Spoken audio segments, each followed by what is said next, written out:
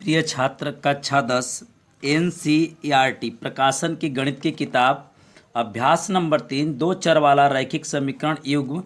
प्रश्नावली क्या है? 3.2। प्रश्न संख्या है 4। प्रश्न है 4 जिसमें तीसरा प्रश्न। ठीक है, तो देखिए ये तो आप 3.2 देख रहे हैं। पहला प्रश्न बनाए ही हैं। हर प्रश्न में इसलिए मैं बताता हूँ कि आपको अच्छे तरीके से समझ में आए। देखिए दूसरा भी तीनों हम लोग बना चुके हैं। तीसरा में भी यह पांचों बनाए हैं, A1/A2, B1/B2 और C1/C2 का प्रयोग करके। अब ठीक है, सवाल नंबर 4 में सवाल नंबर 3 हम लोग पढ़ेंगे। पहले समझ लीजिए, निम्न रैखिक समीकरण हर सवाल में समझाते हैं, इसलिए कि कहीं पर भी तो आपको समझ में आ जाए। जहाँ पर भी समझ में आ जाएगा हम लोग का काम अच्छा हो जाएगा। देखिए, निम्न रैखिक समीकरण के युग्मों में से, युग्म मतलब जोड़ा, कौन संगत है और कौन असंगत है। यदि संगत है तो ग्राफी विधि से हल कर लीजिए। प्रतिबंध तो अच्छे तरीके से आप जान चुके हैं कि संगत का क्या प्रतिबंध होता है। तीनों बराबर होता है, A1/A2, B1/B2 और C1/C2 तीनों बराबर होता है तो संगत होता है। यदि शुरू का बराबर न हो तो संगत होता है, लास्ट वाला बराबर होगा तो असंगत होगा। तो चलिए हम बनाते हैं। यदि संगत होगा तो ग्राफी विधि से हम इसे हल करेंगे। देखिए प्रश्न नंबर 4 का जो तीसरा प्रश्न है उसमें के दोनों प्रश्नों को दोनों समीकरणों को हम लोग क्या कर चुके हैं, लिख चुके हैं। अब क्या करेंगे, इसका नाम लिख दे रहे हैं 1 और 2। कोई बात नहीं है, इसको भी 1 इसको भी 2 कर सकते हैं। तो देखिए यहाँ पर मैं हल लिख रहा हूँ, हल। ठीक है, बताइए A1 बराबर क्या हो जाएगा, 2 हो जाएगा। अब तो मैं बहुत आपको समझा चुका हूँ। x के पास A1 पहले में, B1 बराबर बताइए y होगा ना कि 1 होगा, 1 होगा। y नहीं लिखेंगे, x और y नहीं लिखेंगे, उसके पास जो होगा ना उसके गुणांक को लिखेंगे। ठीक है, तो x का जैसे गुणांक पूछा जाए तो x को छोड़ के उसके पास जो भी रहे उसको लिख दीजिए। C1 बराबर कितना हो जाएगा, -6 ना, अचर पद है। ठीक है, अब देखिए सभी पद इसके एक पक्ष में है, दो पक्ष में नहीं होने चाहिए। अगर इधर है तो यह भी इधर होना चाहिए। माने अचर जो है अगर इस साइड में है तो इसका भी इस साइड में होना चाहिए, बायां ओर तो बायां ओर, नहीं तो इसका दोनों दायां ओर एक साइड में करके बनाते हैं। ठीक है, ये नहीं कि ये इधर है और ये इधर रहेगा आप इसको लिख देंगे, नहीं, इसको भी इधर कर लीजिए या इसको भी इधर कर दीजिए दाएं साइड में। अब देखिए A2 बराबर क्या हो जाएगा, x के पास 4। बताइए B2 बराबर क्या हो जाएगा, -2 ना, y के पास है। ठीक है, और दूसरा समीकरण लिख रहे हैं, और C2 बराबर -4 हो जाएगा। सबसे पहले हम यह जांच करेंगे कि यह असंगत है या असंगत है। तो चलिए जांच मैं करना प्रारंभ कर रहा हूं।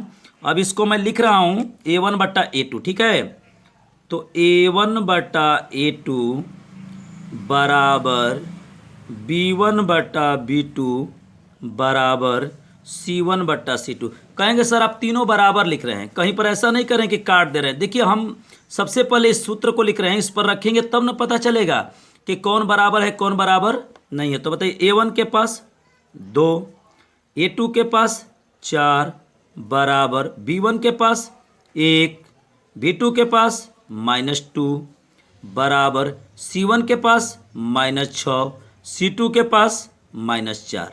ठीक है, अब देखिए इसीलिए छांट लेते हैं, इसीलिए A1 B1 निकाल लेते हैं कि दिक्कत ना हो। अब क्या करेंगे, ये तो लग रहा है कि तीनों बराबर नहीं है, तो जब तीनों बराबर नहीं है तो क्या होगा, असंगत। नहीं, देखिए कभी भी मैं बता रहा हूँ सबसे पहले इसको छोटा रूप में करिएगा, कटा के एकदम छोटा करिएगा तब चेक करिएगा। जैसे देखिए ये कट जाएगा, 2 एकम में 2, 2 दूना के 4। तो बताइए क्या हो जाएगा, 1/2 हो जाएगा बराबर, सही है। 2 एकम में 2 ऐसे और 2 दूना के 4, तो यही 1/2 लिख दिए। और यह क्या हो गया, देखिए यह 1 है और यह ऋण 2 है, तो यह 1 क्या होगा, 2 होगा। 1 में माइनस क्या होगा, 2 होगा बराबर। इसको कटा दीजिए, देखिए ऋण से ऋण कट जाएगा, 2 से कटाइए, 2 3 के 6 और 2 दूना के 4, तो 3 क्या हो जाएगा, 2 हो जाएगा। ठीक है, अब देखिए 1/2 A1/A2 है, यह 1/-2 B1/B2 है। ये शुरू में ही दोनों बराबर नहीं है, तो जब शुरू में ही दोनों बराबर नहीं है तो बताइए यह क्या होगा, असंगत होगा। क्या होगा, असंगत होगा ना कि संगत होगा, नहीं ये जो है संगत होगा। देखिए यहाँ जब कटता है ना तब असंगत होता है, तीनों बराबर संगत, शुरू में कट जाए संगत। ठीक है, तो अब क्या करेंगे, इसका मतलब कि इसे ग्राफी विधि से हमें हल करना पड़ेगा। ठीक है, देखिए यह दोनों जो समीकरण है वह देखिए a1/a2 और b1/b2 is not equal to c1/c2 के प्रतिबंध का पालन करते हैं। अतः यह दोनों समीकरण क्या होंगे, संगत होंगे। तो जब संगत होगा तो ग्राफी विधि से हल करना पड़ेगा। तो मैंने क्या किया कि समीकरण नंबर 1 को देखिए यहाँ उतार लिया। अब क्या करेंगे, देखिए इसमें से किसी एक चर को अकेले करेंगे। ठीक है, तो देखिए मैं कर रहा हूँ, एक चर को अकेले कर रहा हूँ। तो बताइए किसको कर दें, तो चलिए y को कर रहे हैं। y बराबर, तो बताइए यह उधर चला जाएगा तो माइनस क्या हो जाएगा 2x, और ये इधर आ जाएगा तो प्लस क्या हो जाएगा 6। समझ रहे हैं।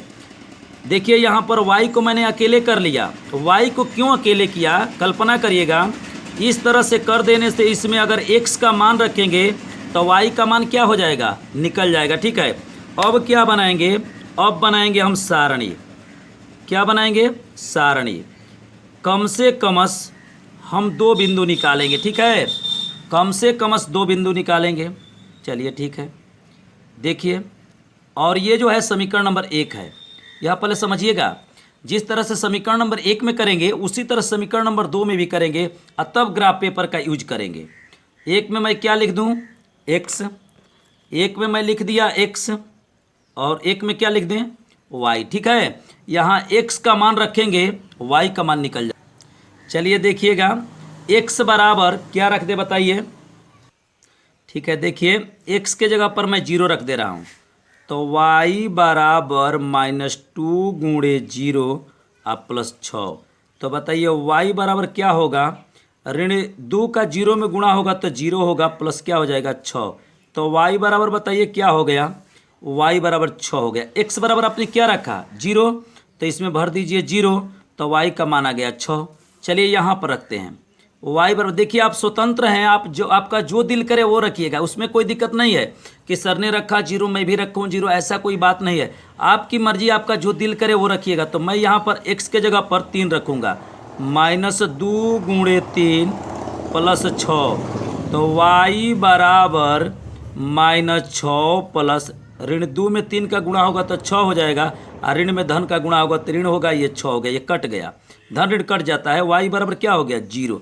बताइए x के जगह पर आपने क्या रखा, 3 रखे, तो बताइए y बराबर क्या आ गया 0 आ गया। ठीक है, अब इसी तरह से समीकरण नंबर 2 को भी हम लोग बनाएंगे। ठीक है, देखिए यह समीकरण नंबर 2 है, और इसको यहाँ पर लिख दीजिए समीकरण नंबर 2।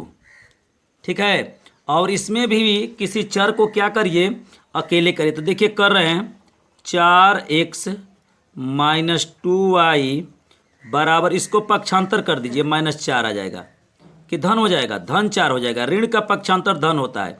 अब देखिए बताइए किसको अलग कर दें, किसको अलग कर दें। देखिए 2 कामन ले लीजिए, 2 कामन लेके छोटा कर दीजिए, और इसको, तो यह हो जाएगा 2x - y बराबर 4, और यहाँ पर इस 2 का यह गुणा है तो भाग हो जाएगा, ऐसे हो जाएगा 2x - y बराबर 4 बटा में, गुणा है तो भाग हो जाएगा, कामन लेने से छोटा हो जाएगा, 2 हो जाएगा।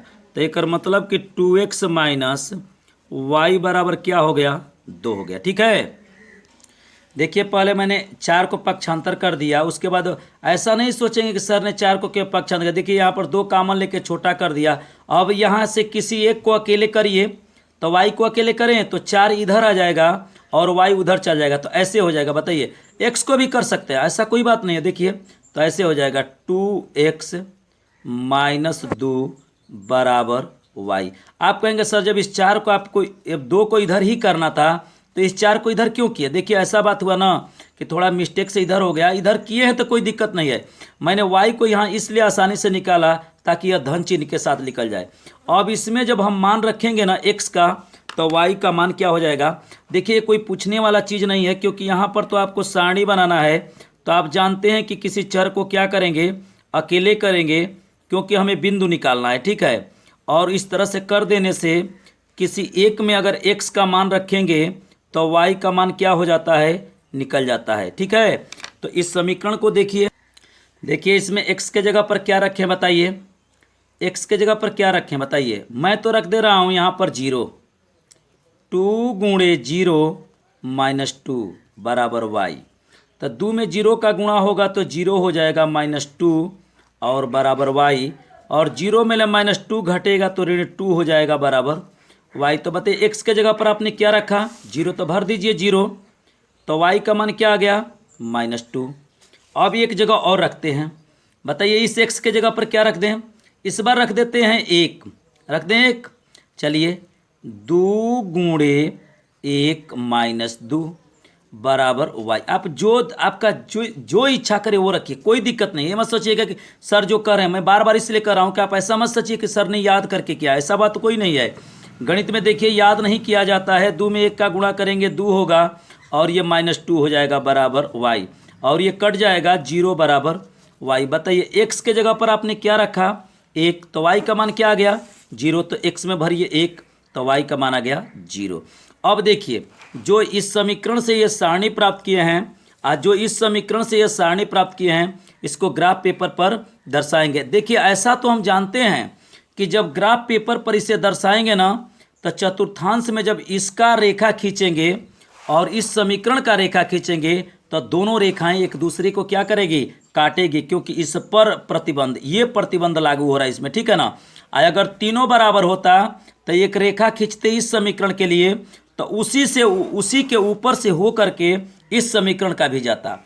यदि लास्ट वाला बराबर नहीं होता तो दोनों रेखाएं क्या हो जाती, समानांतर हो जाती, अलग अलग हो जाता, ठीक है। तो देखिए अब इसको ग्राफ पेपर पर हम क्या करेंगे, दर्शा देंगे और हमारा सवाल हो जाए। देखिए ये 2x + y ऋण 6 बराबर 0 है, ये गलत हो गया थोड़ा सा, तो y बराबर पक्षांतर करके इस सारणी को बनाए हैं, ठीक है। तो यहाँ से मैं इसको बिंदु निकाल दे रहा हूँ। बताइए क्या लिखेंगे, 6, 0, 6 पहले x को, उसके बाद 3, 0, यह पहले समीकरण का बिंदु हो गया, और दूसरे का होगा 0, -2। पहले x लिखते हैं और यहाँ से 1 क्या हो जाएगा 0 हो जाएगा।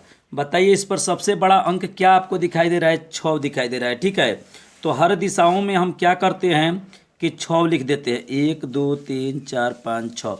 तो देखिए यहाँ पर एक बड़ा खाना बराबर क्या मान लें, तो एक बड़ा खाना बराबर 1 मान दे रहे हैं, ठीक है।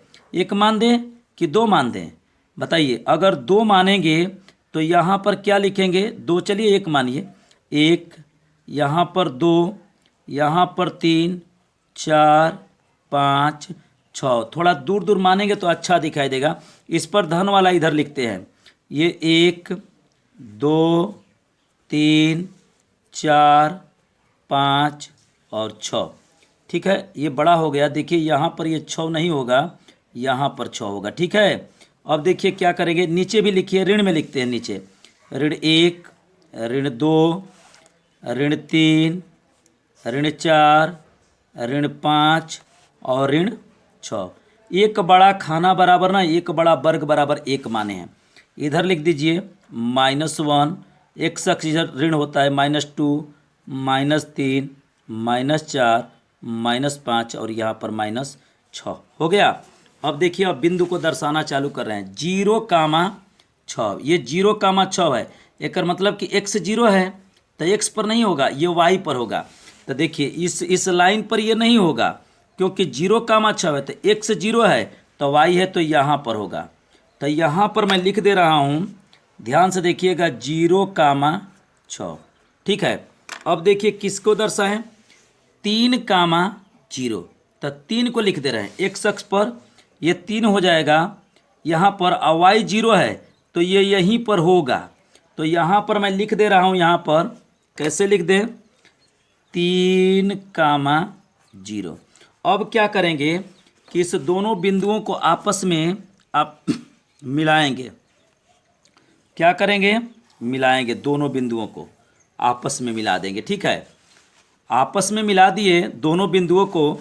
इस पर समीकरण को लिख दीजिए, उस समीकरण को 2x प्लस y -6 बराबर 0, ताकि इंगित करे कि इसी समीकरण के ये दोनों बिंदु हैं और उसको दर्शाया गया। अब देखिए इसको दर्शाएंगे, 0, -2, इसका मतलब x 0 है लेकिन y माइनस 2 है। तो देखिए इस लाइन पर नहीं होगा, यहाँ पर होगा, तो यहाँ पर मैं लिख दे रहा हूँ यह। देखिए क्या होगा, तो 0 कामा माइनस 2, ये दोनों रेखाएं एक दूसरे को काटनी चाहिए। 1 कामा 0, इसका मतलब x है। देखिए यह है x है, तो यहाँ पर क्या लिख दें, लिख दीजिए 1 कामा 0। अब हम क्या करेंगे कि इस बिंदु को आपस में क्या करेंगे, मिलाएंगे। ठीक है, इस बिंदु को आपस में मिलाएंगे। चलिए मिला रहे हैं। ठीक है, अब एक बात हमें बता दीजिए कि यह जो समीकरण है, यह जो रेखा है इस समीकरण का है, किसका है, 4x माइनस 2y माइनस 4 बराबर 0 का। और बताइए कि ये दोनों रेखाएं जो है एक दूसरे को देखिए यहाँ पर काट रही है। कितने पर काट रही है बताइए। देखिए x अक्ष से दूर और y अक्ष से दूर पर काट रही है। तो जानते हैं इस समीकरण को जब हल करेंगे तो x बराबर 2 आएगा और y बराबर भी 2 आएगा, क्योंकि यह दोनों रेखाएं एक दूसरे को यहाँ पर क्या कर रही है, काट रही। तो देखिए x बराबर 2 y बराबर 2 इस दिया गया समीकरण का हल है।